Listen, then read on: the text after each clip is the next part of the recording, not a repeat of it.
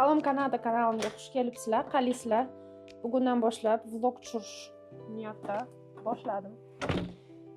Bizda havo juda ham yaxshi. Bugun shunaqa chiroyli havo. Maza. Qaranglar, qanaqa zo'r havo. Wow, quyosh ham chiqqan. Rosa zo'r. Bizda salgina sovuqroq, lekin yomon emas. Hozir mushugimni ko'rsataman. Qani mushugim? Mana mushugim yuribdan yoda. Maza qilib. Har doim vlog chiqaraman deyman. Ilojim bo'lmaydi. Sababi qanaqadir bir motivatsiyam o'ladi. Yo nima ko'rsatsam bo'lar ekan deb o'ylayman. Quyosh qanchalik maza.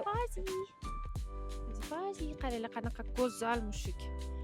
Go'zalmisan, go'zallarning go'zali. Yoshini bilmaymiz, necha yosh, lekin shunaqa chiroyli mushugimiz bor. Shunaqa eshikni yonida kutib turadi, lekin mana shunaqa qilib kutib turadi eshikni ochsin deb. Birinchi o'rinda motivatsiyam yo'qoldi.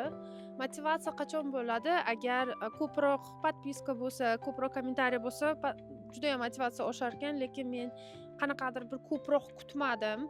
Misol uchun odam har kun harakat qilsa, har hafta video chiqarsa, ko'proq odam podpiska qiladi, ko'proq odam kommentariy yozadi. Lekin men bir oyda bir marta video chiqarib, o'zimcha birdaniga zo'r bo'lib ketaman deb o'ylaganman. Afsuski unaqa emas. Har doim videolar chiqarib turish kerak, har doim harakat qilgan payti keyin odam zo'r bo'lib ketadi. Kichkinagina vlog. Bugungi kunimni ko'rsatmoqchiman sizlarga.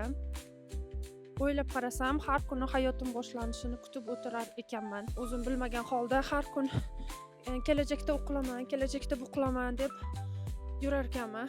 Endi qilish vaqti keldi. Ozgina sizlarga kanadalik erimni ko'rsatmoqchiman. Garajda ishlashni yaxshi ko'radi. Mana hozir ana uni tagida ishlab yotibdi, nimadirlar qilib yotibdi. Mana bu garaji.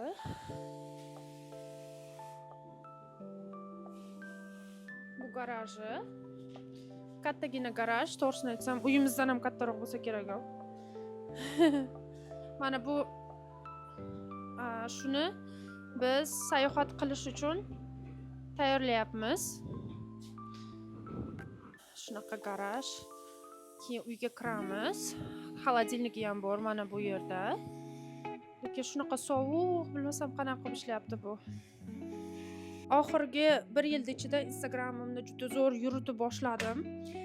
0 dan 30 mingtagacha podpiskam bor, juda ham xursandman.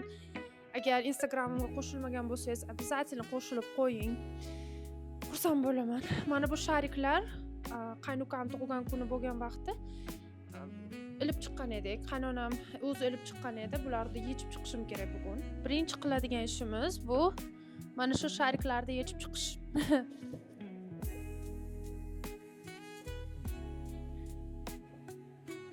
Mana shariklar hali bir nechta turibdi.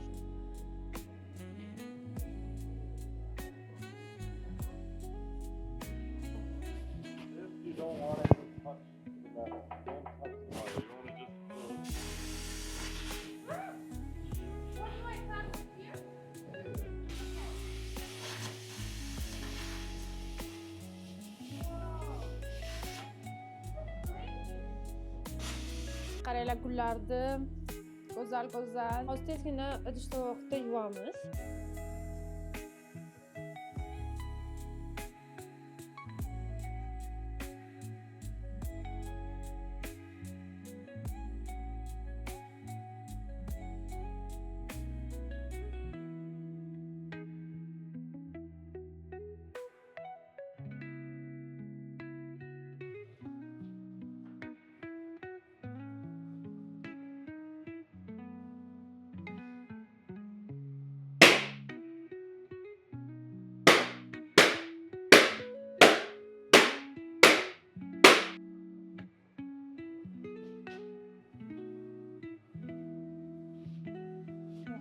Chiqaylik.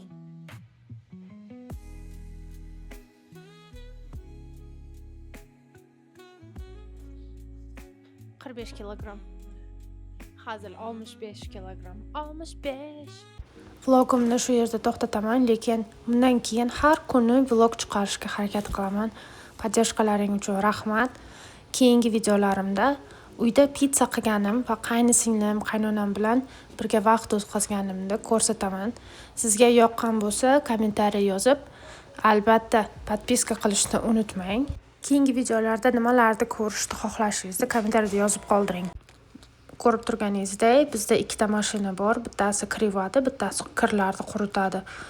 Amerika, Kanadalarda kirlarni отдельно quritib yotishmaydi. Shunaqa mashinkaga solishadi. Juda ham oson, men yaxshi ko'raman shunaqa qilishni. Ilib yotmaysiz. Bitta minus tarafi kiyimlaringiz ko'p vaqtga chiroyli bo'lib turmasligi mumkin. Ranglari o'chishi mumkin, kichkina bo'lib qolishi mumkin. Lekin ehtiyotlab quritsangiz, ehtiyotlab ishlatsangiz, ancha vaqtga yetadi.